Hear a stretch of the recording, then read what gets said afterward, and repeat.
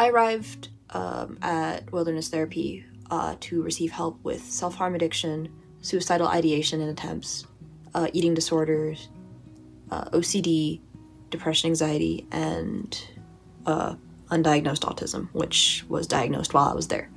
A lot of my recovery had to do with the therapist, Shayla Goodman, and the way that she approached the problems. The way the therapy worked is that once a week you would meet with your therapist for just however long you needed. There was no set time limit. She would assign therapy assignments throughout the week that you could work on. So you were always engaged in some sort of therapy, you know, subconsciously, because you had these assignments to do before the next meeting.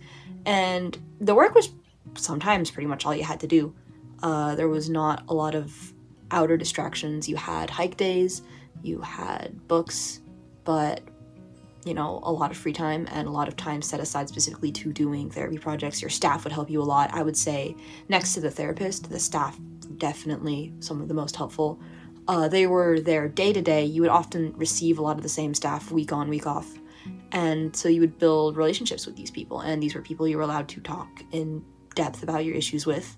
And you end up forming a very strong connection with these people.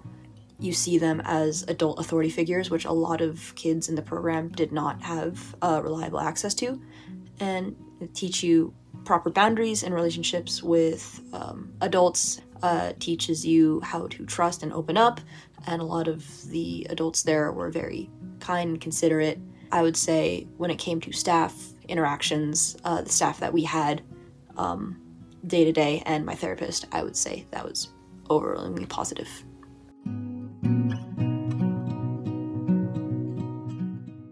Activities that I enjoyed. So when you weren't engaging in therapy, there was things for you to do. You were in a group with about 8 other kids, and we played a lot of games. There was no electronics whatsoever. We had books that they would bring out. You could request a book that would be delivered to you from the main base of operations. We would do hiking a few times a week. A lot of the times we spent the time talking to each other, interacting. It was a lot of human-based interaction is what we did. We had access to sketchbooks and pencils, so a lot of creative. We had journals that were strictly no sharing with others, or the staff couldn't. You could share your drawings and writing if you wanted, but the staff weren't allowed to look through them. So you had a private space to write if you wanted it to be private. And the less distractions there are, the, you know, more intuitive and creative, and the more you have to work your brain. I think there's some good to that. You know, we'd talk, we'd have groups. I led a few watercolor groups that I really enjoyed.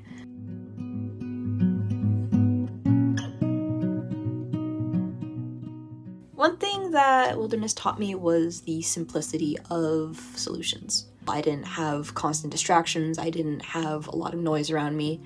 Everything that was around me was very simple.